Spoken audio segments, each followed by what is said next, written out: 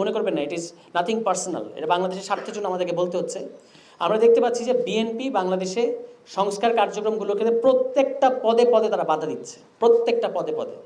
তারা রাষ্ট্রপতিকে অপসারণ করতে দেয় নাই সকল সাংবিধানিক ধারাবাহিকতার নাম দিয়ে। এখন আমাদেরকে যদি আমরা তো কিছুটা পড়াশোনা করেছি, আমাদের সামনে তো ফরহাদ মাজার ছিলেন, তার লেখাপত্র তো আমাদের সামনে ছিল, আমরা তো পড়েছি যে এই সাংবিধানিক ধারাবাহিকতা কী বস্তু। তো রাষ্ট্রপতি অপসারণ তারা করতে দিল না। ছাত্ররা বললো যে জুলাই ঘোষণাপত্র দিতে হবে। আপনি এত বড় একটা অভ্যুত্থান করেছেন, এইটার একটা লিখিত ডকুমেন্ট দরকার আমাদের, এইটা তার ছাত্ররা বলেছে। বিএনপি এটার বিরুদ্ধে দাঁড়ালো। বিএনপি বলতেছে সংস্কার করতে হবে না, নির্বাচন দেন, নির্বাচনী সংস্কার, নির্বাচন করলেই নাকি সংস্কার হবে। তা এখন আমি একটু কনফিউজ যে বিএনপির ল্যাঙ্গুয়েজ এবং গতকালকে বিএনপির মহাসচিব বর্ষিয়ান রাজনীতিবিদ, আমরা তাকে শ্রদ্ধা করি, মির্জা ফখরুল ইসলাম আলমগীর, তিনি বললেন যে নিরপেক্ষ সরকারের অধীনে নির্বাচন হতে হবে। এখন একটু চিন্তা করে দেখেন এই কথাগুলো।